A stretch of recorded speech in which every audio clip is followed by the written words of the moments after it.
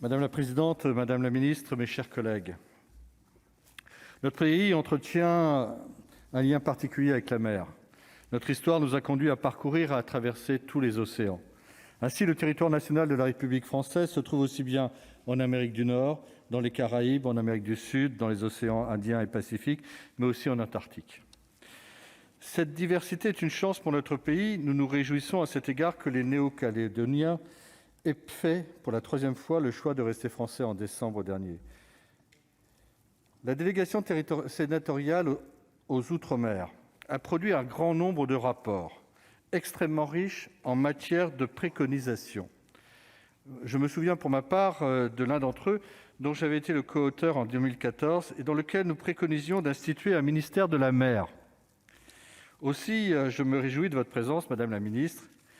Nous avions plusieurs recommandations concernant la promotion aux échelons national, européen et mondial d'un cadre normatif pour une économie bleue durable, notamment par la prise en compte de la fragilité du milieu marin dans le code minier. Quelles sont les avancées sur le plan international, Madame la Ministre? Où en est la convention de Montego Bay? La Chine, qui a ratifié le texte, en piétine les principes. Et les États-Unis, qui ne sont pas signataires, eux, défendent les mêmes principes. Nous préconisons aussi la restructuration de nos activités marines en filière intégrée, de la recherche jusqu'aux activités marchandes. Avons-nous progressé à ce sujet? Le domaine maritime revêt pour la France une importance toute particulière au vu de sa présence sur l'ensemble du globe.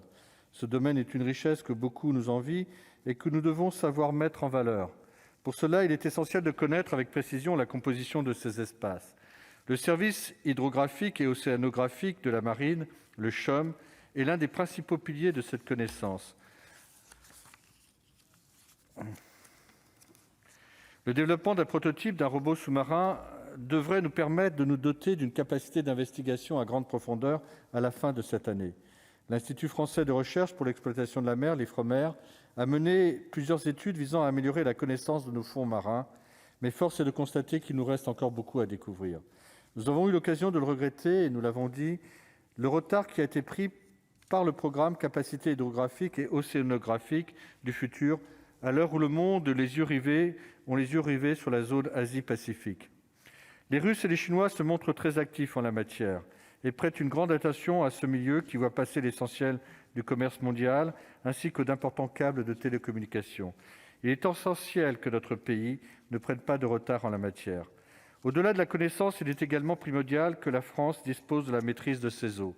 Nous avons vu certains pays tenter de nous déstabiliser là où nous avons des territoires d'outre-mer. Nous en voyons d'autres tester régulièrement notre vigilance au large de nos côtes. La France dispose d'une marine de premier ordre. Le gouvernement a maintenu les efforts prévus par la LPM et nous nous en félicitons. Notre pays est l'un des rares puissances mondiales disposant d'une dissuasion nucléaire sous-marine silencieuse et indétectable. Nous devons conserver ce rang.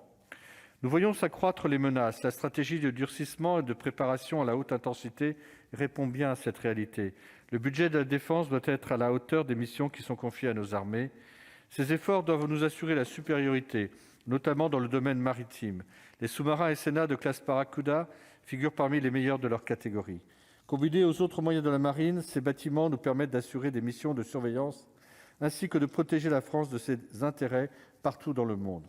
La regrettable décision de l'Australie revenant sur sa commande de sous-marins français pour finalement naviguer sur des bâtiments américains n'enlève rien à l'application de notre pays dans cette zone. Nos territoires ultramarins et notre coopération avec les acteurs de l'espace Indo-Pacifique nous y inscrivent dans la durée. J'ai eu la chance récemment de visiter en Espagne le centre satellitaire de l'Union européenne. J'ai pu y voir des grappes de bateaux de pêche chinois escortés par des frégates pour ratisser les fonds de l'Indo-Pacifique. Cette réalité doit nous inciter à renforcer notre présence dans cet espace et à nous astreindre à l'exemplarité en matière environnementale. La France participera à l'histoire de cette région qui compte parmi les plus stratégiques de la planète. La Chine a compris que pour dominer le monde, il faut être une grande puissance maritime. Le général de Gaulle, en 1969, n'affirma-t-il pas que les États chercheront à dominer la mer pour en contrôler les ressources? Nous y sommes.